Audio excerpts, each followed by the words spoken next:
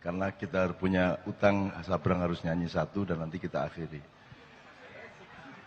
Saya harus singkat dan saya mohon izin Sabrang dan Mas Suko untuk ikut mengingatkan, tapi saya pasti tidak akan saya uraikan terlalu mendalam. Jadi sehubungan dengan anak kita yang mengatakan, apa itu Mang? Kenapa saya yang dipilih gitu ya? Kenapa saya dengan semua pertanyaan eksistensial dia tadi? Itu saya rentang luas seperti ini. Sabrang mengatakan beda antara identitas dengan personalitas. Ya, kalau personalitas itu adalah kondisi alamiah Anda, identitas adalah yang Anda bangun secara budaya atau secara pemikiran, yang terapannya bisa di politik, bisa di organisasi, bisa di apa saja. Saya ingin katakan sama Anda, ini Ma'iyah ini luar biasa. Ilmunya tidak fakultatif, ilmunya sangat universal sehingga kita sampai ke tataran sampai marifat-marifat tadi dan itu semua relevan satu sama lain. Saya ingin katakan satu hal, bahkan tidak ada personalitas dalam kehidupan manusia aslinya. Anda jangan berpikir bahwa Nabi Muhammad adalah Nabi Muhammad. Selama kamu masih menyangka Muhammad adalah punya personalitas di mana dia adalah anaknya Pak Abdullah dan Ibu Aminah, Anda salah sangka. Kalau Anda menyangka saya adalah Muhammad Ainun Najib, itu sumber penderitaan Anda di masa yang akan datang. Karena saya bukan Mbah Ainun Najib. Ya. Ini mungkin masih jadi pertanyaan Anda, tapi bisa. Lebono omonganku iku. Kok kon salah sangka kon. Aku dudu Ainun Najib. Ya. Muhammad bin Abdullah yang dikasih jatah 63 tahun itu pun cuma identitas sementara. Bukan personalitas. Itu identitas, dia harus dilahirkan secara fisik dan harus dari bapak ibu tertentu karena ada keperluan untuk mendatangkan Al-Quran bagi seluruh umat manusia di bumi. Jadi itu identitas yang sangat sederhana dan hanya dibatasi 63 tahun. Kalau Anda bertanya, siapa personalitas Muhammad? Oh, dia kalau mau dicari, katakanlah ada personalitasnya. Oh, dia lahir sebelum Jibril. Dia lahir sebelum Iblis, sebelum Kanzul Jannah, sebelum Al-Khoshi, sebelum As-Sajid, sebelum Ar-Roqi, sebelum yang paling khusyuk dalam kehidupannya, yaitu Iblis. Sebelum yang paling roke, orang yang paling menundukkan badannya kepada Allah, orang yang paling mensujudkan wajahnya kepada Allah, orang yang paling bisa dipercaya untuk menjadi penyebar kesejahteraan atau bendaharawan surga. Dia adalah juniornya Muhammad. Jadi Muhammad itu bukan yang Anda kenal di Arab itu. Yang Anda kenal di Arab itu adalah resonansi dari personalitas Muhammad. Iki nek anjane kate runu tak dudui kok. Ya. Jangan disangka Muhammad bin Abdullah itu adalah personalitas. Itu cuma tugas sementara dan hanya sebentar sekali, yaitu 63 tahun. Jangan disangka bahwa dia sebuah diri. Dia hanya sebuah peran. Ya, Mas. Kalau dicari, oke, kalau masih ada personalitasnya, ya Nur Muhammad, cahaya Muhammad, Big Bang kata orang modern. Di mana Allah menciptakan cipratan cahaya yang kemudian menjadi kumparan-kumparan, terus kemudian membelah-belah menjadi planet-planet dan galaksi-galaksi, satelit-satelit dan matahari-matahari. Jadi Muhammad itu lahir sebelum alam semesta, Muhammad itu lahir sebelum Iblis, apalagi Jibril. Maka Jibril itu adalah juniornya Muhammad. Maka kapan saja Muhammad memanggil Jibril, Jibril akan datang. Bahkan Iblis yang disuruh berperan untuk menjadi musuhnya manusia dan musuhnya Muhammad, itu bisa dipanggil, didawui, ditimbali oleh Muhammad kapan saja. Dan apapun yang ditanyakan oleh Muhammad dijawab oleh Iblis dengan sejujur-jujurnya. Kalau dia benar-benar musuh, dia tidak akan menjawab sejujur-jujurnya. Dia hanya berperan. Jadi Iblis itu cuma identitas, bukan personalitas. Anda jangan salah sangka. Nah kalau dikejar lagi, sebenarnya tidak ada Nur Muhammad. Itu bukan personalitas, tidak ada diri yang sejati kecuali Allah itu sendiri subhanahu wa ta'ala. Yang lain bukan diri, yang lain hanya cipratan dari diri sejati. Cetok ya?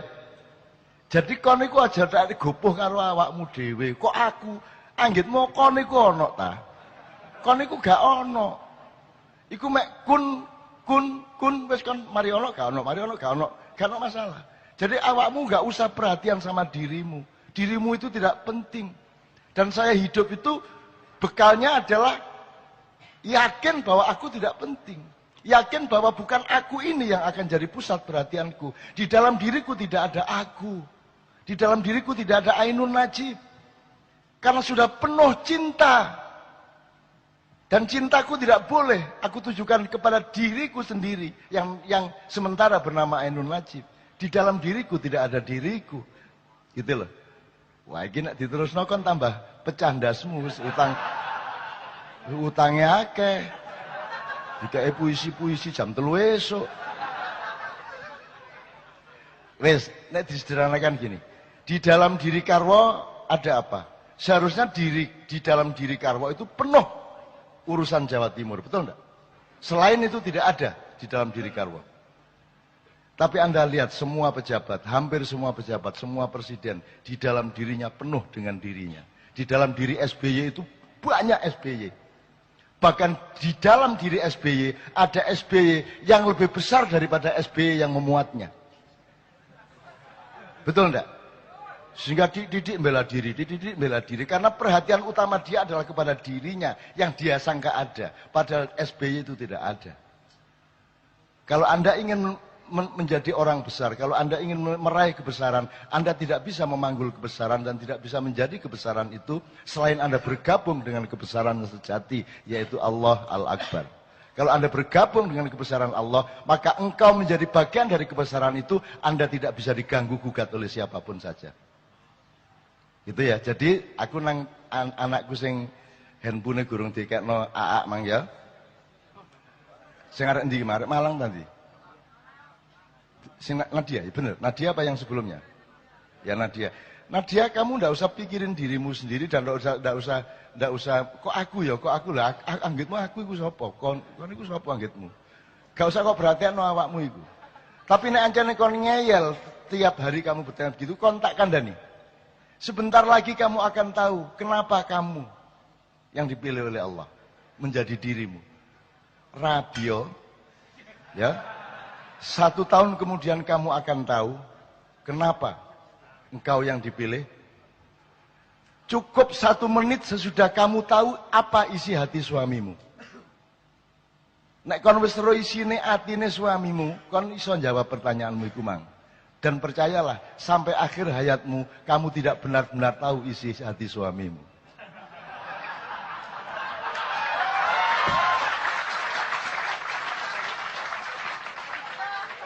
Wes ta aja adik percaya karo sapa-sapa kejaba karo Gusti Allah. Bojomu nuroni kon bayangno Luna Maya iku.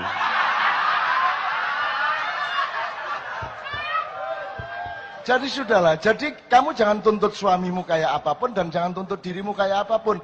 Penuhilah dirimu dengan pekerjaan-pekerjaan dan perbuatan baik yang Allah perintahkan. Jadi dirimu adalah perbuatan baikmu itu, bukan Nadianya, bukan yang kamu sangka dirimu itu. Jadi orang yang masih sedih, orang yang masih pesimis, orang yang masih tidak punya semangat adalah orang yang salah sangka terhadap dirinya sendiri. Dan karena dia salah sangka kepada dirinya sendiri, maka dia juga salah sangka kepada dunia, dia salah sangka kepada apa saja, apalagi kepada Allah Subhanahu wa taala. Dia pasti salah sangka. Wes ya. Cik iso diterusno iki, tapi cukup ya. Cukup. Jangan salah sangka kamu. Jadi dirimu itu ndak usah anu lah, ndak usah peduli lah. Aku gak peduli kok. Aku gak peduli karo awakku. Karena aku sepi karena kadang-kadang aku ingat aku ini seolah-olah aku, tapi kemudian lupa lagi karena aku harus ketemu dengan bang-bang wetan. Nanti pulang dari sini naik mobil, dolek rawon, rada eling meneh. Loh aku ndek endi rek? Ngono kan? Nah, itu saya itu mengalami kesepian terus-menerus. Dan kesepian itu aku perlukan. Aku topo ngerame. Rek.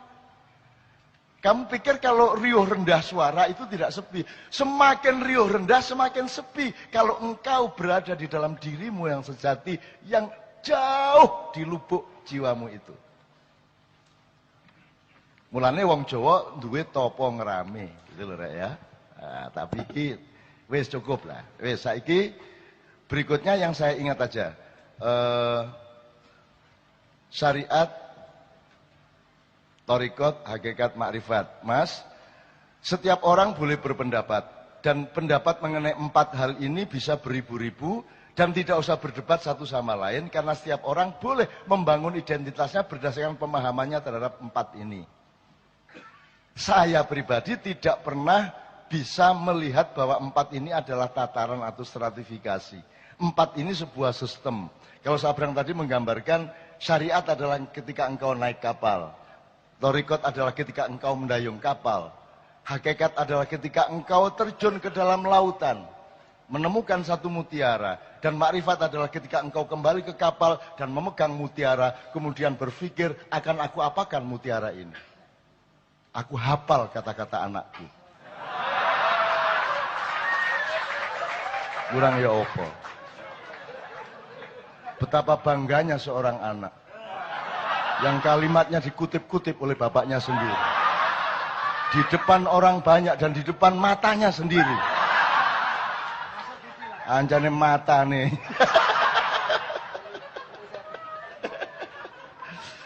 Iki tuh pilih setan nih kira. Ini temenan nih. Mas, kalau saya itu sebuah sistem mas, tidak ada tatarannya. Ini coba nanti Anda analogkan dengan berbagai macam kasus dalam kebudayaan. Tidak ada ono iki level syariat. Lo tidak mungkin syariat dilakukan tanpa hakikat. Dan tidak mungkin hakikat didapatkan tanpa thariqat. Dan tidak mungkin orang yang berthariqat tidak mendapatkan makrifat. Makrifat itu sederhana. Dari tidak tahu menjadi tahu itu makrifat. Itu ngono tok. Gak angel-angel. Kon gurung tahu mangan sambel, arek umur mulai kelas 5 SD mulai jajal-jajal sambel, maka dia bermakrifat terhadap rasa pedas. Karena rasa pedas tidak bisa dijelaskan. Tidak ada ilmu apapun, dosen manapun, profesor dokter manapun yang bisa menjelaskan pedas itu opo, ya opo, gak iso jelasno. Kudu kok lek, kudu kok dilat iku lombok. Gitu loh teman sekalian. Ya napa Mas, sampean katin duwe anak bupati ta mbambung ae.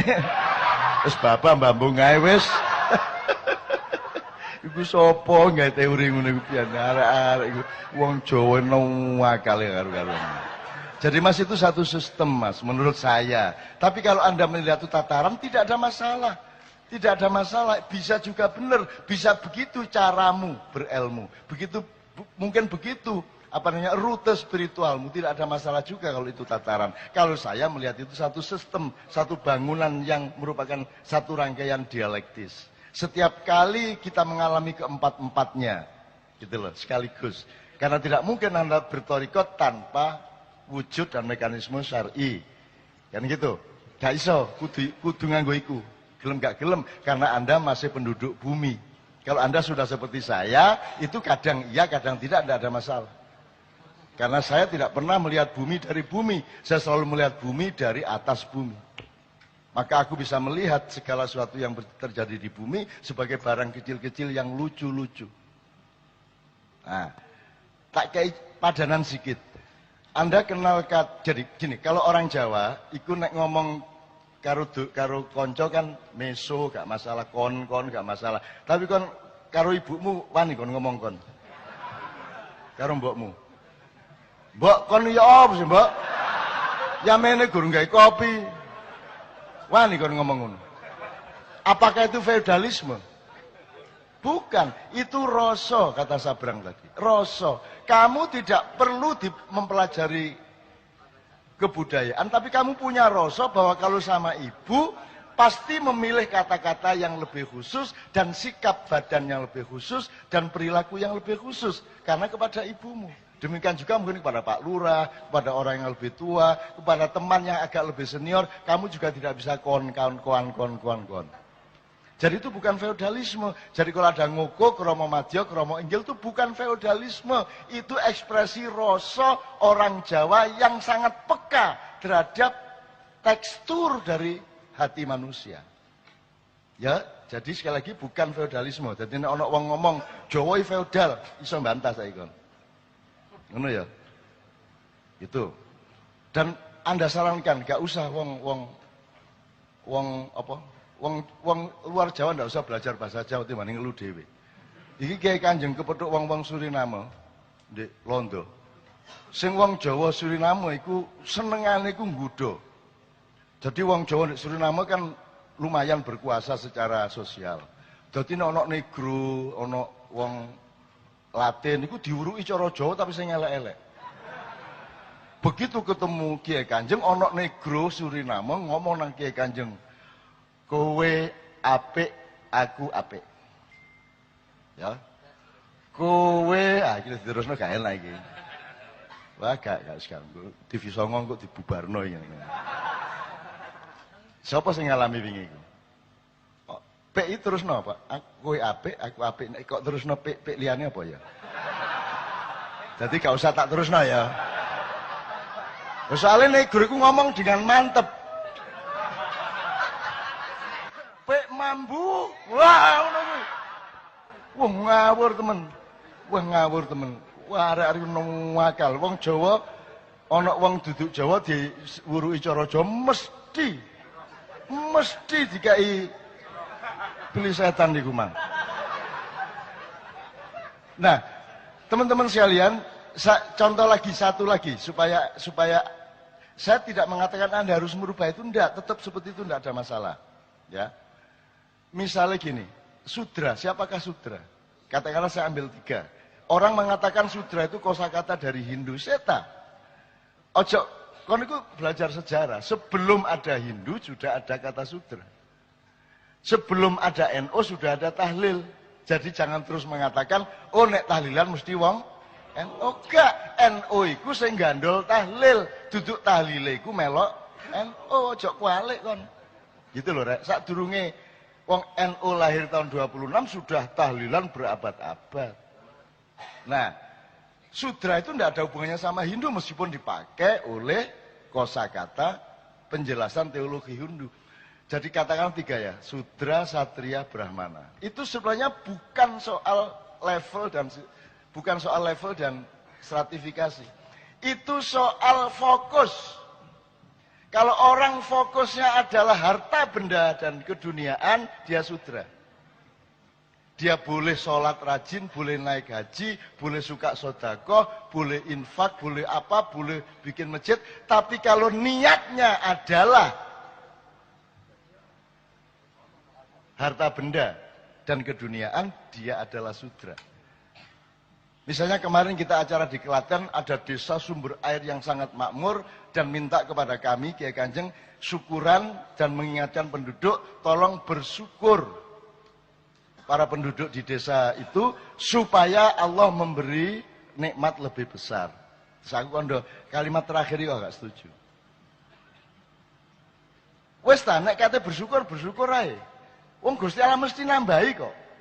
Tapi nek kate kok niat-niati kok Gusti Allah malah ngurangi. Wis tak berbuat baik tok ae wis, bersyukur tok ae. Aja adik supaya ngono to. Ayo setor 1 juta supaya ngono to. Ayo sembayang di Ka'bah supaya niku lho. Ayo lunga kaji supaya ngono to. Lho kan itu tujuanmu duduk lunga kaji berarti. Kata setelah supaya itu mah. Lunga kaji me alat. Padahal lunga kaji itu harus menjadi fokus. Karena disitulah engkau bertemu dengan sangat private dengan Allah Subhanahu Wa Taala. Soal supayane urusannya Gusti Allah. Ayo rek umroh cak gak sida ditangkep KPK.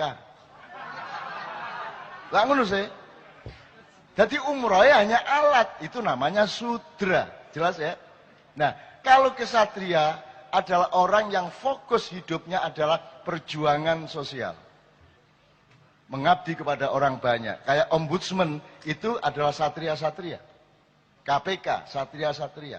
Pejabat-pejabat seharusnya mereka satria-satria. Tapi banyak pejabat yang sudra. Nah, Brahmana apa? Brahmana adalah orang yang fokusnya taat kepada Allah. Akibatnya karena dia taat kepada Allah, maka dia harus punya identitas satria.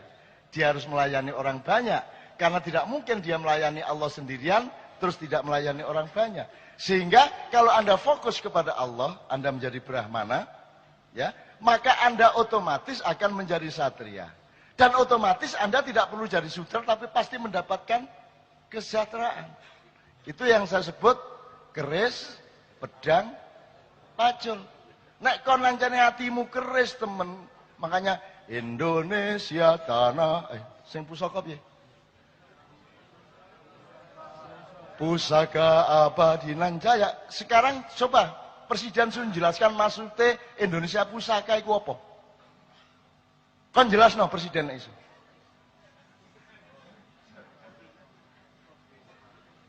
Makanya ndolek Presiden itu sing hati-hati. Aku wis duwe definisine wis duwe. Aku wis ketemu tetesan kecil.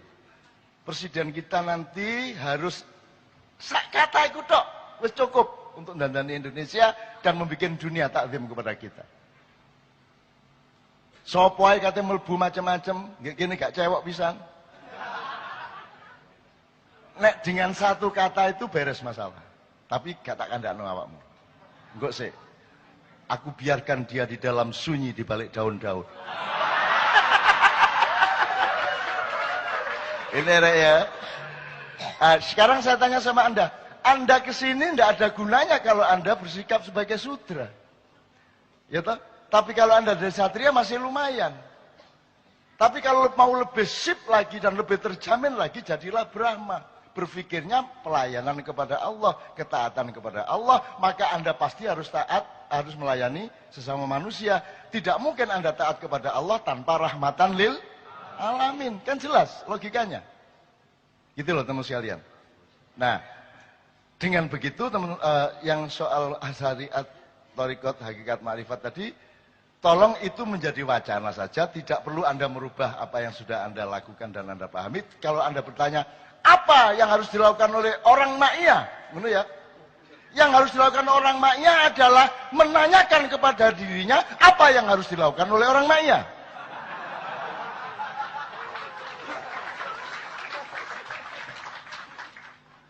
Wis dilatih bertahun-tahun, endingnya takon.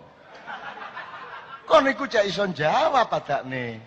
Lah nek kon takon gak perlu kumpul, wis langsung ae SMS-an cak. Ya apa ngene ngono tok wis, gak perlu bang-bang wetan. Karena saya tidak akan melakukan mobilisasi kepada Anda. Kalau di Indonesia ini misalnya katakanlah ada 1000 orang seperti orang ma'iyah di setiap kota, jelas yang apa yang harus dilakukan. Wani aku revolusi. Tapi jumlahmu masih terlalu sedikit, kok liane belum tentu siap dan mereka itu kebanyakan sudra semua. Anda kan sudah satria, bahkan di antara Anda sudah Brahmana. Kalau bangsa Indonesia sudah mengerti bahwa mereka itu seharusnya adalah bersikap kesatria, maka Indonesia gampang, tidak usah diniati revolusi, akan revolusioner dengan sendirinya. Loh, tapi KBJ sudra, mayoritas itu masih aktaruhum sudra. Kan begitu. Oke, apalagi Bang? Apalagi Bang?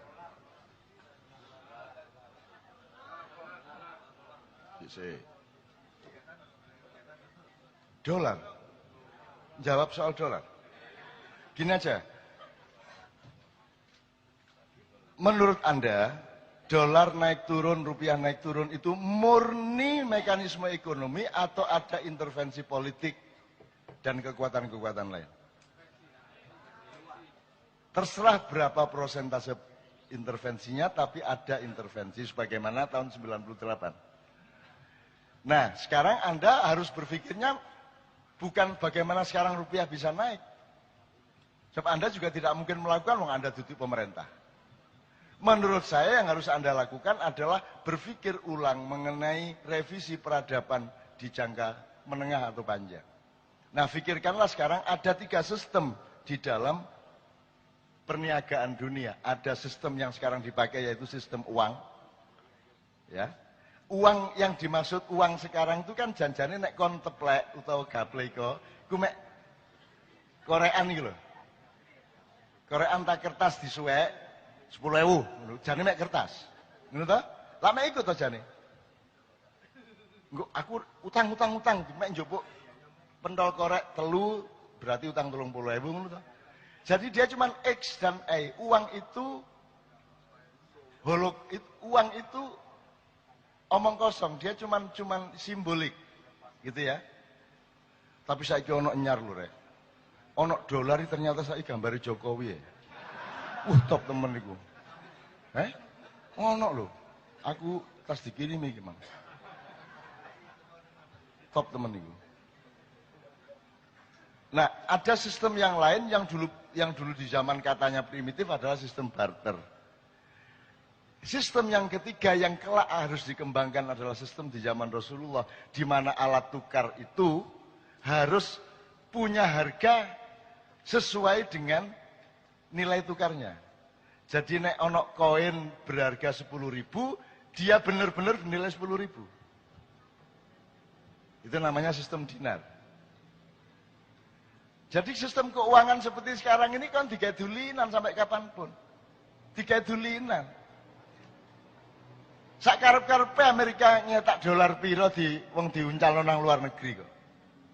Sementara nek awakmu wis kadung rupiah wis jeblok kayak ngene kon nyetak duit makin banyak semakin inflasi. Tapi dolar dengan mudah. Tapi dilawan oleh Cina dengan ilmu Tai Chi. Kamu gitu. Oke, jadi menurut saya jawabannya ada jawaban jangka panjang, ada jawaban kelas menengah, ada jawaban instan. Yang instan ini bagaimana mungkin Anda menjawab kecuali Anda melakukan desakan-desakan yang kuat kepada pemerintah yang berlaku sekarang. Tapi Anda tahu presiden kan tidak berkuasa. Bahkan ibunya pun tidak berkuasa. Yang berkuasa adalah yang dulu membiayai. Benar nggak? Nah, yang membiayai ini pun bertengkar satu sama lain. Operator yang ada di istana sekarang itu kan sudah ke Kadipiro sebelum pemilu. Beberapa hari sebelum Pilpres. Sehingga saya sudah tahu apa yang akan mereka lakukan. Jadi pokoknya nek teko nanggon aku cak ingin lho. Cak Nun kira-kira raine ya apa ya ngono lho. Muring-muring tagak. Oh Cak Nun ramah kok gak masalah ya wis dilakoni mari ngono gitu loh. Dan saya kan memang tidak urusan sama itu semua. Karena untuk dandani sesuatu kan seperti Mas Toto bilang, dandani gear sitok, gear liane cek bogang-bogang, ya gak nuban lah. Gak muter. Jarume gak muter karena kan iki ngene kan untuk akhirnya gire iki muter, akhirnya jarume tek. Indonesia adalah jam tangan yang gire bogang kabeh gak muter tapi jarume iki mlaku terus. Ngerti ya ta ya? Iki jarume mlaku terus, iki ya apa carane kok mlaku terus? Itu penjelasannya gampang. Di sekolah gak ono saiki nilai 7, SD, SMP gak ono 7. 9, 10. Tidak berarti siswanya pinter, tapi tidak ada sekolah yang mau memberi nilai 7. Karena tujuan pendidikan sekarang bukan bagaimana fakta anak didik. Tujuannya adalah citra sekolahannya. Dan citra sekolahannya itu membuat mereka memanipulasi. Bener tak Garek? Kenapa harus ada citra sekolahan? Karena dia terikat oleh citra kota madianya. Bener nggak? Iki nek ono sekolahan kok nilainya pitu-pitu, dioreng-oreng karo Pak Bupati. Kepala sekolah iso dipindah. Jadi kita ini sudah salah akidah, salah niat, salah pikir, salah strategi, salah macam-macam. Tidak bisa Anda atasi, ya. Maka itulah sebabnya NO sengaja membuat muktamar untuk menunjukkan bahwa akhir zaman sudah tiba. No, memang sengaja itu.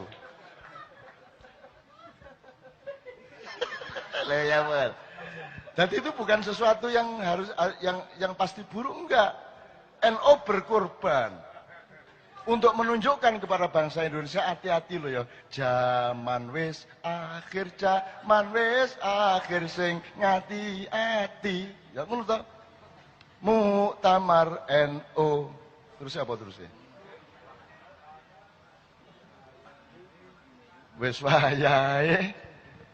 Ojo ngono ta, ojo ngono. Oke, saya tidak mempersoalkan muktamar. Saya tidak ada masalah dengan muktamar NU Muhammadiyatun Nahdlatul Muhammadiyin. Saya hanya mengajak Anda semua belajar. Tapi ini bukan waktunya. Waktunya sudah sangat sedikit. Kapan-kapan kalau kita mau pelajari, kita pelajari. Ma huwa al-ahwa. Ahlul hali wal aqdi. Apa itu dia? Apa hubungannya dengan sistem pemilihan kualitatif model timur, di mana Wali Songo dulu mempraktekannya yang pertama, kan begitu. Terus ADART NO itu ADART hubungannya apa sama ahwa? Nanti kita pelajari bareng-bareng. Gitu ya teman sekalian. Ono mana poin Bang? Sudah tidak ada ya. Jadi dolar gini. Dolar ini Anda tidak usah terlalu pusing-pusing amat, tapi syaratnya Anda harus punya putaran ekonomi real, kecil-kecil. Ya, akan sedikit terpengaruh, tapi nek awakmu duwe putaran dhewe, akan tetap survive. Jadi Indonesia iki rupiah anjlok iku penumpang pesawat gak berkurang. Ya tak gak? Mall rame. Mbah iku hubung-hubungane ya apa arek-arek iki. Lah iya iki dome iki mlaku terus padahal gire iki pokak-pokak kabeh karo-karuan. Ada juga unsur keajaiban teman-teman sekalian. Ada kasih sayang Allah kepada Anda semua. Anda jangan sedih.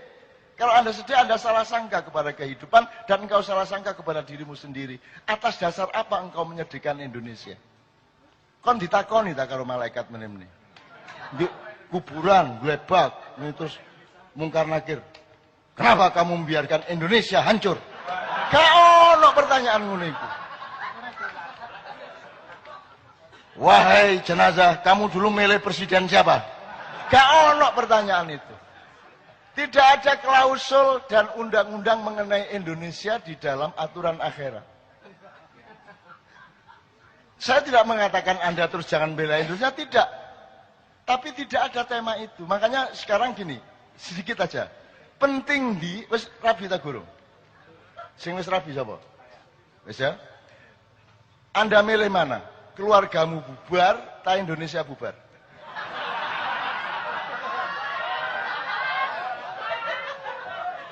Jangan menyangka saya anti Indonesia dan ingin Indonesia bubar loh.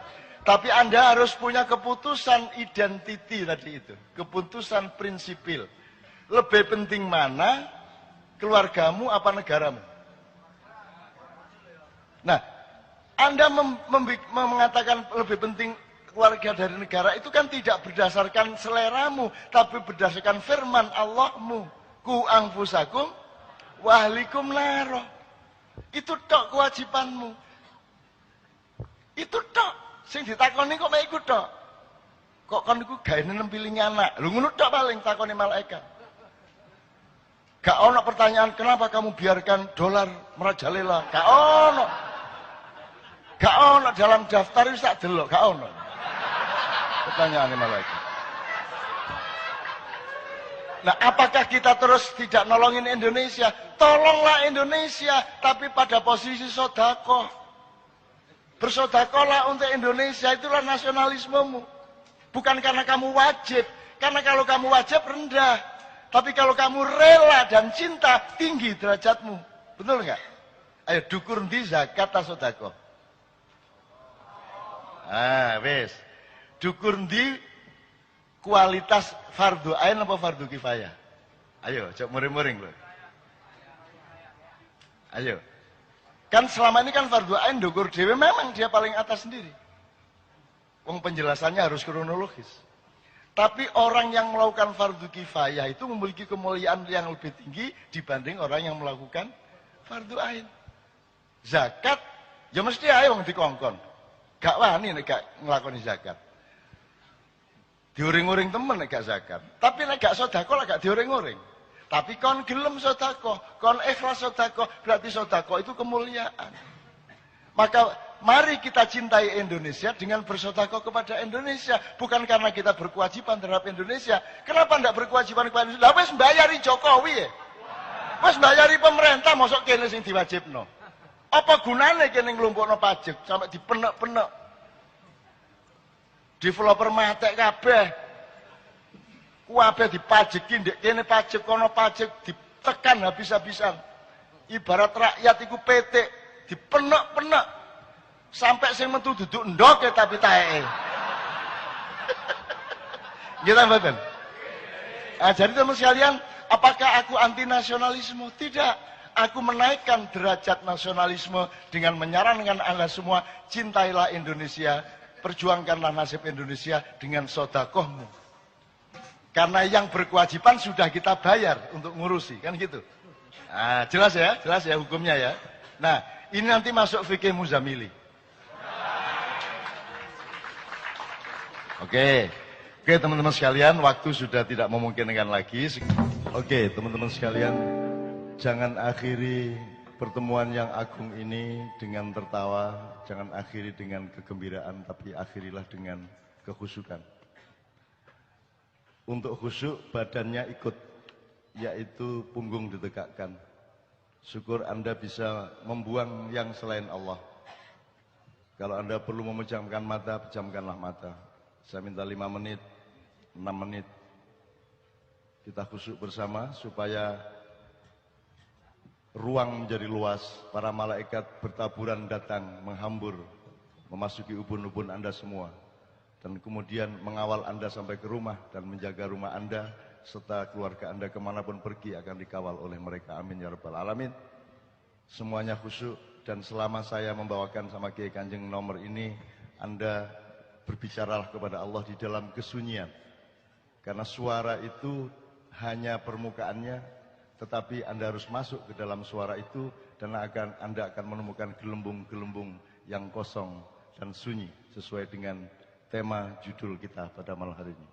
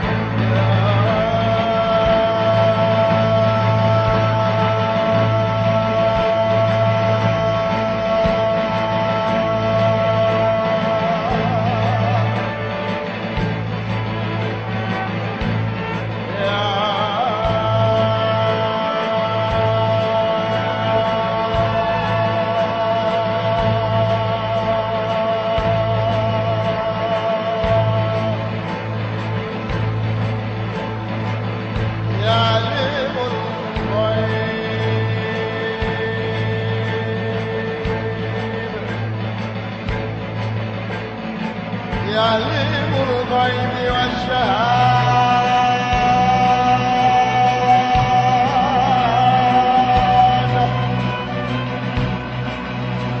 يا رحمن يا رحيم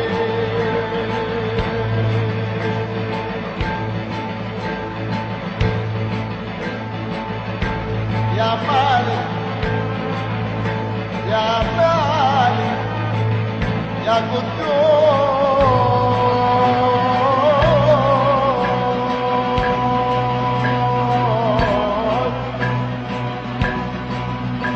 يا سلام يا مؤمن يا مهيمن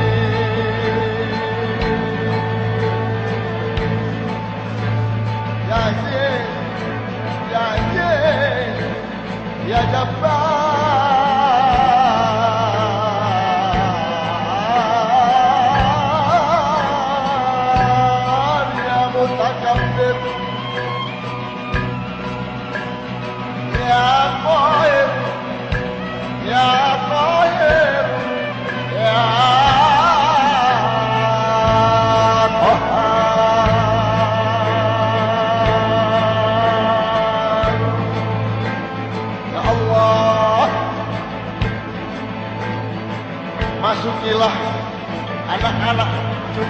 semua ini dengan kehendak-Mu.